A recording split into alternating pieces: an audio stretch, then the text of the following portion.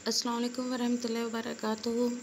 मुताला पाकिस्तान का हम 6 चैप्टर पढ़ रहे हैं, तारीख़ पाकिस्तान, जिसमें हम जुल्फ़िकार अली भुट्टो का दौरे हुकूमत 1971 से 1977 तक इसका मुताला कर रहे हैं।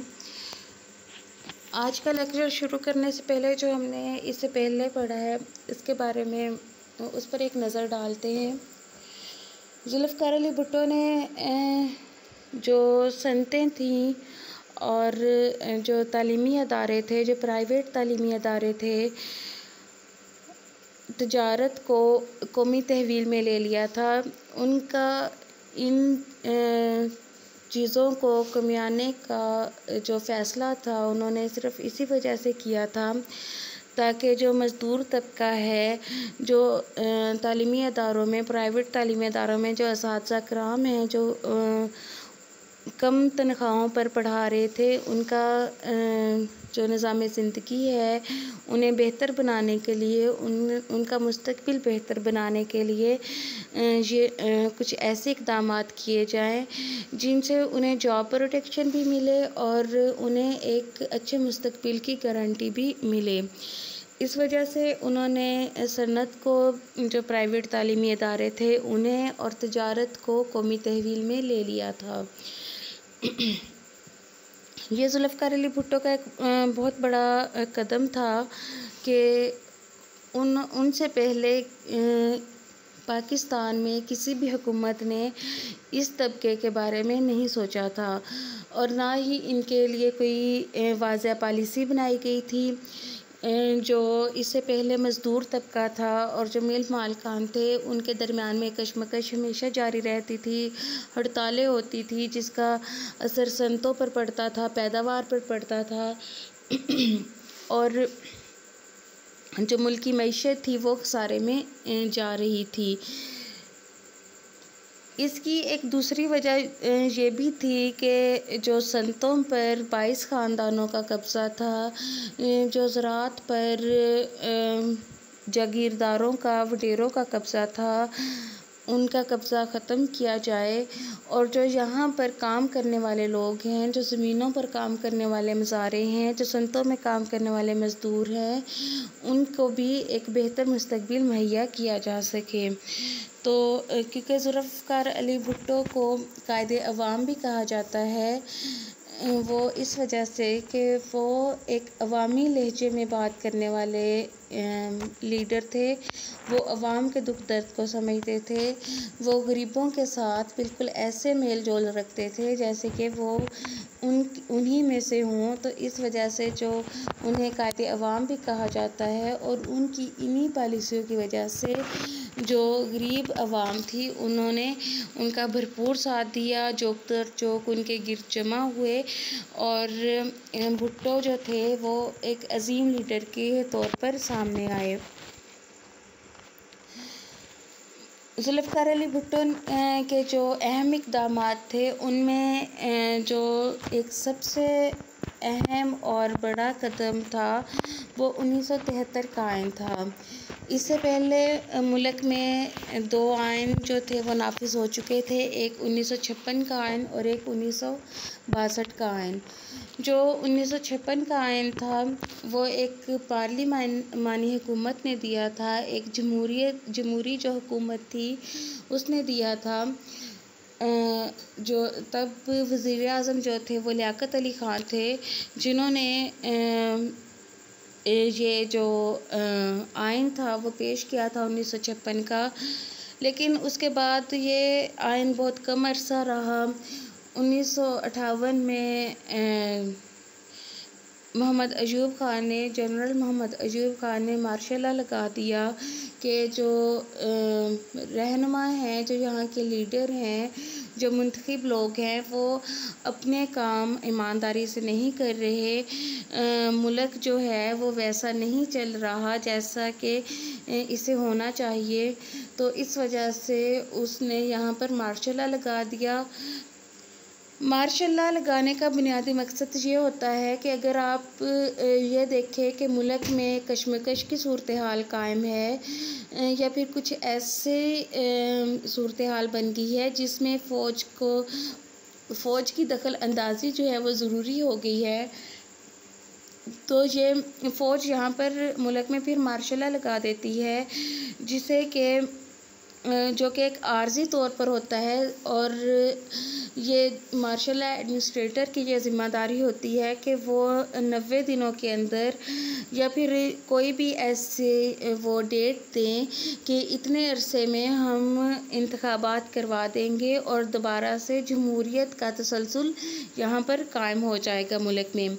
लेकिन बदकिस्मती से पाकिस्तान की तारीख़ में ये रहा है कि जितने भी मार्शल लॉ एडमिनिस्ट्रेटर आए हैं, जब उन्होंने मार्शल लॉ लगाया तो उनका ये दावा था कि हम 90 दिनों में या 120 दिनों में, हम 2 माह में यहाँ पर इंतखाबात करवा देंगे, यहाँ पर जमहूरियत का तसलसल कायम रहेगा, जमहूरियत यहाँ पर ख़त्म नहीं होगी।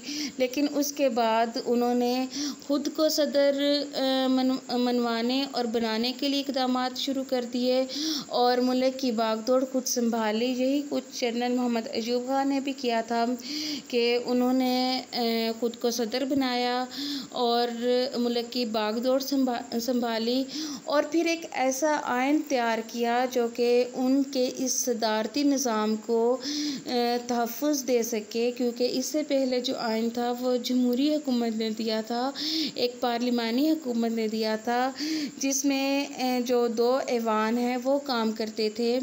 लेकिन यहाँ पर और वहाँ जो पार्लिमानी हुकूमत होती है उसमें एक वज़ीर-ए-आज़म होता है, एक सदर होता है, जिसमें कुछ इख्तियारात वज़ीर-ए-आज़म के पास होते हैं, कुछ सदर के पास होते हैं।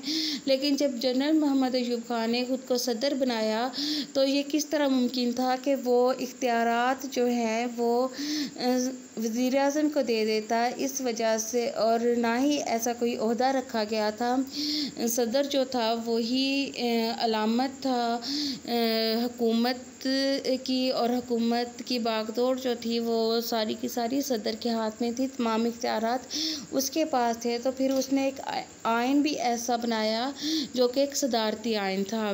लेकिन जब ज़ुल्फ़िकार अली भुट्टो हुकूमत में आए तो ये जो सदारती आइन था ये फिर एक जमहूरी हुकूमत के लिए नाकाबिल कबूल होता। तो इस वजह से ये ज़ुल्फ़िकार अली भुट्टो का एक बहुत बड़ा कारनामा है कि उन्होंने पाकिस्तान को एक मुकम्मल आइन दिया जो कि कुछ तरामीम के साथ आज तक नाफिज है।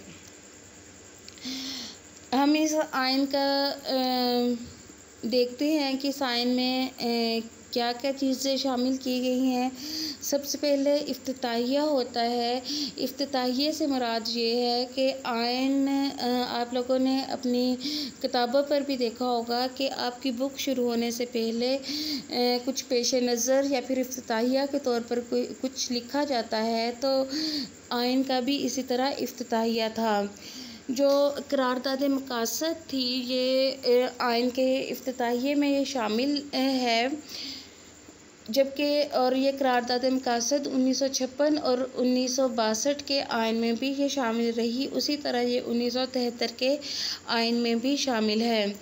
करारदाद मकासद बुनियादी तौर पर क्या है कि क़याम पाकिस्तान के वक्त पाकिस्तान का आइन नहीं था, जो 1935 का आइन था, जो कि मुत्तहिदा हिंदुस्तान में बरतानवी हुकूमत ने लागू किया था, उसमें ही कुछ तरामीम करके अबूरी आइन के तौर पर नाफिज कर दिया गया था। अबूरी आइन क्या होता है? ये एक ऐसा आइन होता है जो कि लॉन्ग लास्टिंग नहीं होता, ये कुछ मुद्दत के लिए कायम कर दिया जाता है ताकि मुल्क का निज़ाम इसके हिसाब से चल सके, और उस अरसा में एक ऐसे आइन को लिखा जाए, एक ऐसा आइन बनाया जाए जो कि फिर ज़्यादा मुद्दत के लिए जिसे नाफिज किया जा सके। जब पाकिस्तान बना तो उस वक्त पाकिस्तान जो था वो लातादाद मसाइल में घिरा हुआ था। लाखों महाजरीन हिंदुस्तान से पाकिस्तान में पनाह ले रहे थे। उनकी रहाइश और ख़ुराक का जो बंदोबस्त था वो एक बहुत बड़ा मसला था। जो मगरबी पाकिस्तान है, जो कि आजकल जो मौजूदा पाकिस्तान का जिसे स्टेटस हासिल है, इसमें गैर मुस्लिमों की तादाद तकरीबन 3%, जबकि मशरक़ी पाकिस्तान जो कि मौजूदा बांग्लादेश है, इसमें गैर मुस्लिमों की तादाद 22% थी। इसलिए बहुत से ऐसे सियासतदान थे जो 25% गैर मुस्लिम आबादी वाला मुल्क कहते हुए ऐसे आइन का मुतालबा कर रहे थे जो कि सेकुलर हो। सेकुलर ऐसा आइन होता है जिस तरह आप कह लें, जिस अमेरिका का आइन हो, जैसे बरतानिया का आइन हो, जो कि एक मगरबी माशरत पर कायम किया जाए। जबकि जो उलमाए कराम थे वो इस चीज़ पर ज़ोर दे रहे थे कि चूँकि पाकिस्तान जो है वो इस्लाम के नाम पर कायम हुआ है, लिहाजा पाकिस्तान का सरकारी मज़हब भी इस्लाम होगा और इसमें जो आइन नाफिज किया जाए वो भी इस्लामी आइन होगा। जो लियाकत अली ख़ान तब के वज़ीर आज़म थे, वो इन तमाम हालात से आगाह और बाखबर थे और वो भी उलमा के ख़यालात से मुत्तफ़िक़ थे। इसलिए उन्होंने उलमा कराम के ताउन से एक करारदाद तैयार की जिसे करारदाद मकासिद का नाम दिया गया। करारदाद मकासिद एक ऐसी करारदाद थी जिसे पाकिस्तान की आइन साज असम्बली ने 12 मार्च 1949 का मंजूर किया और ये करारदाद मकासिद 7 मार्च 1949 को वज़ीर-ए-आज़म पाकिस्तान लियाकत अली ख़ान ने असम्बली में पेश की थी और उनका ये कहना था कि जो मुस्तक़बिल में पाकिस्तान का आइनी ढांचा होगा वो यूरोपी तर्ज का कतई तौर पर नहीं हो सकता, क्योंकि पाकिस्तान जो है उसकी बुनियाद इस्लामी जमहूरियत और नज़रियात पर ही कायम होगी। करारदाद मकासिद जो थी, अगर हम इसका मतन देखें तो इसमें सबसे पहले यही है कि अल्लाह तबारक ताला जो है वो कुल कायनात के बिला शिरकत गैरे हक़ में मुतलिक हैं। उसने जमहूर के ज़रिए यानी कि अवाम के ज़रिए मुमलकत पाकिस्तान को जो इख्तियार सौंपा है वो उसकी मुकर्ररा हदूद के अंदर मुक़द्दस अमानत के तौर पर इस्तेमाल किया जाएगा। यानी कि जो इख्तियारात का इस्तेमाल है वो भी अल्लाह ताला ने जो हमें कवानीन बताए हैं, जो कि कुरान में मौजूद हैं, जो कि हुज़ूर सल्लल्लाहु अलैहि वसल्लम की सुन्नत से हम तक पहुँचे हैं, जो अहादीस में मौजूद हैं। तो जो पाकिस्तान का आइन है वो भी इसी हिसाब से ही बनेगा और ऐसा ही बनाया जाएगा। जो इसके अलावा 1985 में एक तरमीम के ज़रिए जो ये इफ्तिताहिया था, जो करारदाद मकासद थी, इसे 1973 के आइन का एक बुनियादी हिस्सा बना दिया गया था। यानी कि ये इफ्तिताहिया के तौर पर नहीं रहा था बल्कि ये आइन का एक बुनियादी हिस्सा बन गया था। ये तहरीरी आइन था।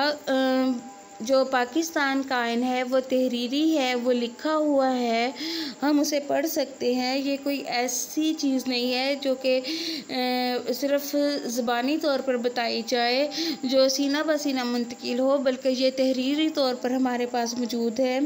इसकी 280 दफ़ात हैं, इसके 12 हिस्से हैं और 6 गोशवारे हैं। आप लोगों को यहाँ पर ये वाज़ह कर दूँ कि 12 हिस्से और 6 गोशवारों से क्या मुराद है। 12 हिस्से ये 12 किताबें हैं जिनमें ये 280 दफ़ात लिखी गई हैं।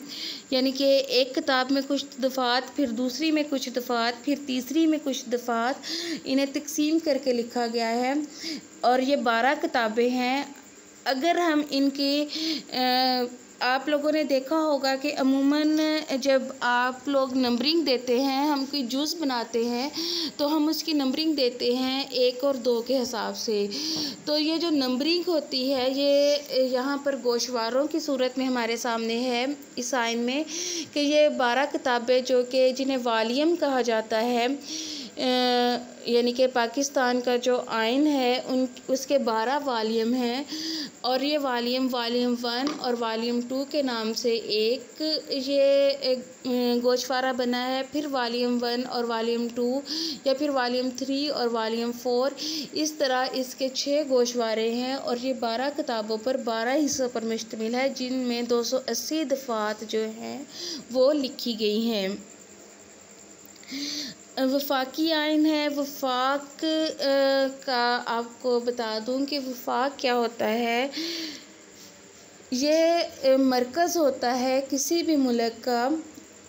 एक ऐसी जगह होती है, दारुल हुकूमत को कहा जाता है, जहाँ से जो हुकूमती नुमाइंदे हैं वो मुल्क की बागडोर संभालते हैं। तो ये वफाकी आइन है, वफाक पर मुश्तमिल है। ये जो वफाकी मुमलिकत है, जो दारुल हुकूमत है, उसे बालातर करता है, उसे अहमियत देता है सबसे ज़्यादा। ये इस दस्तूर में भी जो पाकिस्तान का आइन, जो इससे पहले जो दस्तूर थे, उन्हीं के हिसाब से पाकिस्तान के इस दस्तूर में, इस आइन को दस्तूर भी कहा जाता है। तो इसमें भी पाकिस्तान को एक वफाकी मुमलिकत करार दिया गया था, यानी कि जो वफाक है वो तमाम सूबों को कंट्रोल करता है, वो एक बालातर हैसियत रखता है। आइन के तहत वफाक पाकिस्तान जो था वो 4 सूबों, वफाकी दारुल हुकूमत और उससे मुल्हिका इलाके, वफाक के ज़ेर इंतज़ाम कबायली इलाका जात और सूबों से मुल्हिका कबायली इलाकों पर मुश्तमिल है। यानी कि जो वफाकी दारुल हुकूमत है, जिस तरह इस्लामाबाद है, उससे जो मुल्हिका इलाके हैं और फिर कुछ ऐसे इलाके हैं जिनका इंतज़ाम वफाक के ज़ेर असर है, ऐसे कबायली इलाके हैं। उसके अलावा जैसे सूबा खैबर पख्तूनख्वा में कुछ ऐसे इलाके हैं जिनका जो निज़ाम वो सूबे संभालते हैं। तो ये इन तमाम पर मुश्तमिल जो दारुल हुकूमत जिसे बनाया जाता है, उसका नाम वफाक रखा गया है और ये एक वफाकी आइन है। इसमें पाकिस्तान को एक वफाकी मुमलिकत का दर्जा दिया गया है, जो कि इससे पहले आइन भी जिनमें ये दर्जा दिया गया था। ये नीम इस्तवार आइन है। इस्तवार जो है, इसका मतलब किसी भी चीज़ को संवारना, बनाना होता है। ये नीम इस्तवार आइन इस वजह से इसे कहा गया है क्योंकि इसमें जो तरमीम है उसका तरीक़ाकार ज़्यादा मुश्किल नहीं है। आप लोग देखें कि जो कोई भी कानून बनाया जाता है, उसे ज़माने के हिसाब से उसे ढालना पड़ता है, कुछ ऐसी चीज़ों का इजाफ़ा करना पड़ता है या फिर कुछ ऐसी चीज़ें ख़त्म करनी पड़ती हैं जो कि उस दौर में तो ठीक थी, लेकिन हो सकता है कि वो मौजूदा दौर में उस हिसाब से ना वो पायदार हो सके, वो वैसे करामत ना हो सके। तो इस वजह से जो इन चीज़ों को जो दोबारा से बनाना, उनमें कुछ इजाफ़ा करना या फिर कमी करना, इन दफ़ात में उन्हें तरामीम कहा जाता है। तो इसमें जो तरमीम है उसका तरीक़ाकार मुश्किल नहीं था। आइन में तरमीम ऐसे ही नहीं हो जाती कि आप जो हुकूमती नुमाइंदे हैं उन्होंने कहा और तरमीम हो गई, बल्कि इसके लिए कौमी असम्बली वो अदारा होता है जहाँ पर आप लोगों के मुंतखब करदा लोग बैठते हैं, नुमाइंदे बैठते हैं और वहाँ पर कानून साजी होती है। आपकी अवाम की फ़लाह व बहबूद के लिए, उनकी तरक्की के लिए कानून साजी की जाती है। वो जगह कौमी असम्बली कहलाई जाती है। और सेनेट कहते हैं उन नुमाइंदों की जगह को या फिर वो इमारत जहाँ पर ऐसे नुमाइंदे बैठते हैं जिनका इंतखाब कौमी असम्बली में बैठने वाले लोग करते हैं, तो उन्हें सेनेट कहा जाता है। तो जो कौमी असम्बली और सेनेट की जो 2/3 अक्सरियत जो है वो आइन में तरमीम की मजाज है, यानी कि ऐसा पहले एक बिल पेश किया जाता है तरमीम का, और अगर कौमी असम्बली और सेनेट की 3 में से 2% आबादी जो है, जो लोग हैं, वो उस पर रज़ामंदी ज़ाहिर कर दे तो फिर ये तरमीम हो सकती है। इसके अलावा इसमें कौमी ज़बान की एक दफ़ा भी है कि 1973 के आइन की रूह से पाकिस्तान की जो कौमी ज़बान है वो उर्दू होगी। इसमें यह भी कहा गया कि 15 साल के अरसे में उर्दू को सरकारी ज़बान की हैसियत से राइज करने के इंतज़ामात किए जाएंगे। इससे पहले ये था कि यहाँ पर सरकारी तौर से मतलब ये है कि जो दफातर की ज़बान है, जो दफातर में ख़त व किताबत होती है, तो वो अंग्रेज़ी में होती थी या फिर कहीं पर उर्दू में होती थी, कहीं पर अंग्रेज़ी में होती थी।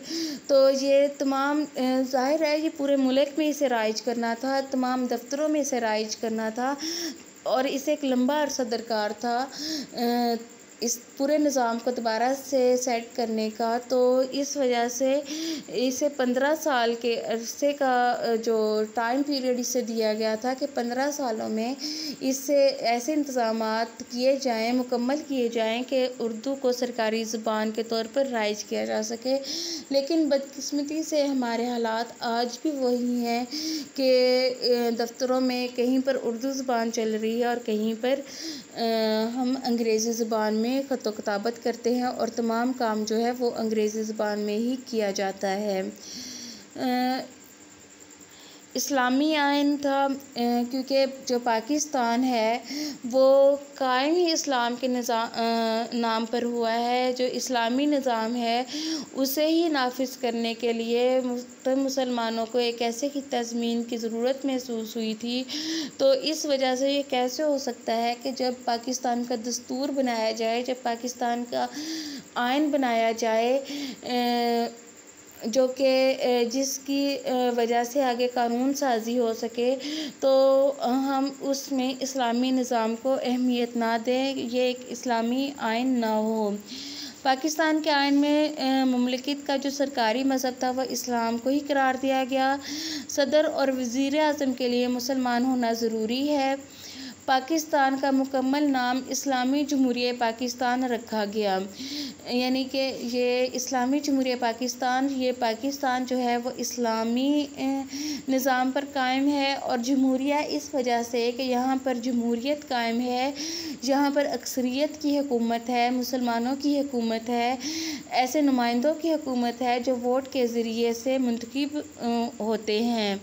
इस आइन का मकसद शहरियों में इस्लामी तर्ज़ ज़िंदगी को तरवीज देना और तरक्की देना था, सूद के ख़ात्मे के लिए इक़दामात करना और रियासत को ज़कात और औक़ाफ़ के निज़ाम को मुनज़्ज़म करने के लिए कोशिश करना जो है वो इस आइन के अहम दफ़ात हैं।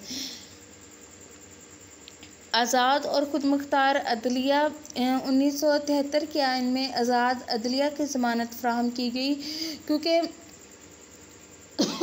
जब तक अदलिया आज़ाद नहीं होगी मुल्क में ये फिर किस तरह हो सकता है कि अदल हो सके, इंसाफ कायम हो सके, मसावात का एक निज़ाम जो है उसका तसलसल कायम रह सके, जजों को मकबूल मुआवज़ा और मुलाज़मत का तहफ़्फ़ुज़ हासिल है। अदलिया को इंतज़ामिया से अलग कर दिया गया। अब अदलिया क्या है और इंतज़ामिया क्या है? अदलिया में वो लोग आ जाते हैं, जज आते हैं, वकील आते हैं जो कि इंसाफ के लिए, माशरे में अदल के लिए वो अपनी ज़िम्मेदारियाँ निभाते हैं, कोशिश करते हैं। तो ये इन्हें अदलिया कहा जाता है। और इंतज़ामिया में वो लोग आते हैं जिस तरह हमारे हुकूमती नुमाइंदे हैं, जिस तरह हमारे वज़ीर आज़म हैं, हमारे सदर हैं, हमारे MNAs हैं, हमारे MPs हैं, ये इंतज़ामिया में आते हैं, ये इंतज़ामी जो निज़ाम है उसे संभालते हैं। तो अदलिया को इंतज़ामिया से इस वजह से अलग किया गया कि जो इंतज़ामी नुमाइंदे हैं, जो हुकूमती नुमाइंदे हैं, वो कहीं अपने मफादात को हासिल करने के लिए अदलिया पर दबाव ना डालें और ना ही अदलिया जो है वो इंतज़ामिया के ज़ेरे असर आए कि वो उनके ज़ेरे असर रहकर काम करे और जो मुल्क में अदल, इंसाफ और मसावात का निज़ाम कायम ना हो सके। जज जो हैं वो अपने फ़राइज़ को किसी भी खौफ या दबाव से आज़ाद होकर सरअंजाम देते हैं।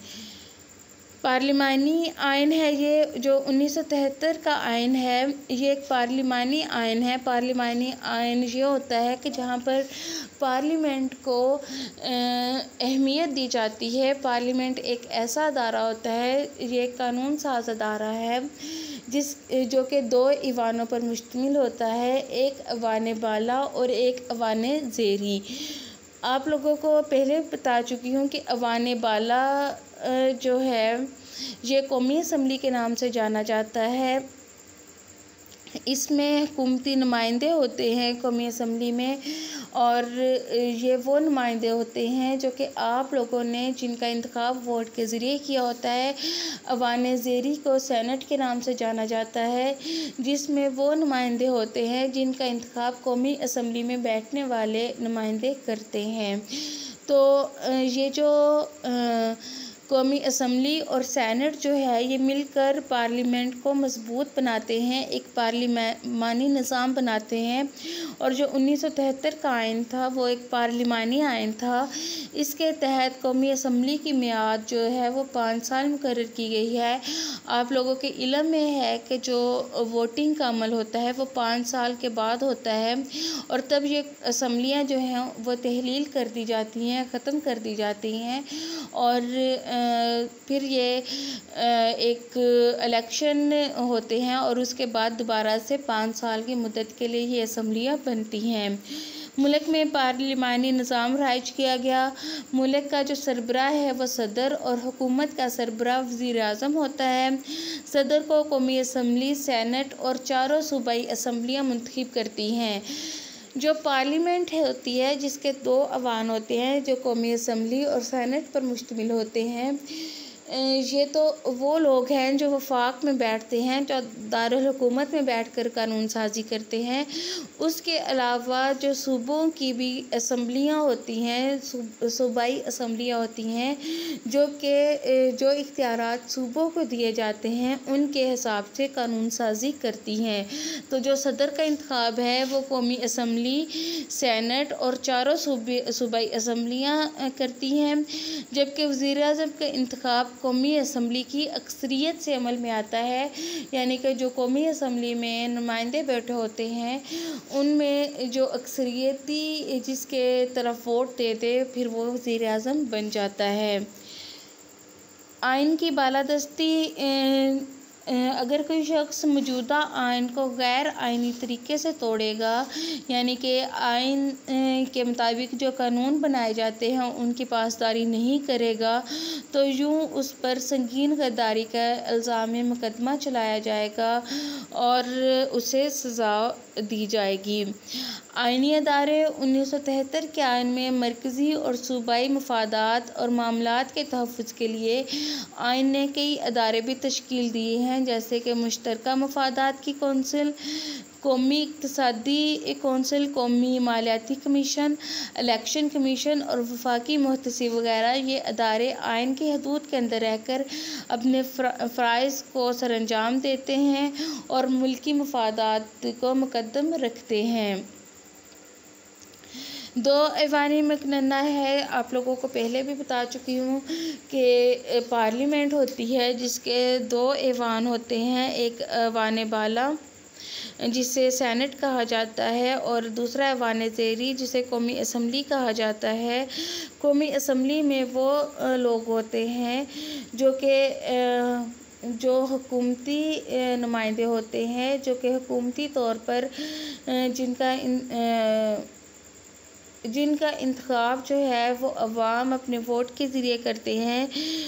इनकी तादाद 342 होती है। और सेनेट में वो लोग होते हैं जिनका इंतखाब कौमी असम्बली में बैठने वाले ये नुमाइंदे करते हैं और इनकी तादाद 104 होती है। जो सेनेट है ये इसमें सूबों को मुनासिब नुमाइंदगी दी गई, मसावी नुमाइंदगी दी गई, और ये एक मुस्तकिल ऐवान है जिसकी मियाद 6 साल है, जबकि जो कौमी असम्बली है इसकी मियाद 5 साल है और ये अपने हदूद के अंदर रहते हुए अपने फ़राइज़ सरअंजाम देते हैं। बुनियादी हकूक़ आइन में शहरियों को तमाम बुनियादी हकूक़ हासिल हैं। पार्लियामेंट और सूबाई असम्बलियों को बुनियादी हकूक़ के मुनाफी कोई कानून बनाने की इजाज़त नहीं होती है, यानी कि तमाम ऐसे कवानीन बनाए जाते हैं जो कि अवाम को उनके बुनियादी हकूक़ मुहैया करें, ना कि उनसे महरूम करें। ज़ुल्फ़िकार अली भुट्टो का ये एक बहुत बड़ा कारनामा था कि उन्होंने मुल्क को एक आइन दिया, एक मुनज़्ज़म आइन दिया जो कि आज तक जो चल रहा है कुछ तरामीम के साथ। और इस आइन में जो इस आइन के बुनियादी निकात थे हम लोगों ने वो भी डिस्कस किए। और ये एक ऐसा आइन है जो कि इस्लामी निज़ाम की वज़ाहत करता है, जो कि इस्लाम के नाम पर ही बनाया गया है और करारदाद मकासद को इसमें मुस्तकिल हैसियत हासिल है।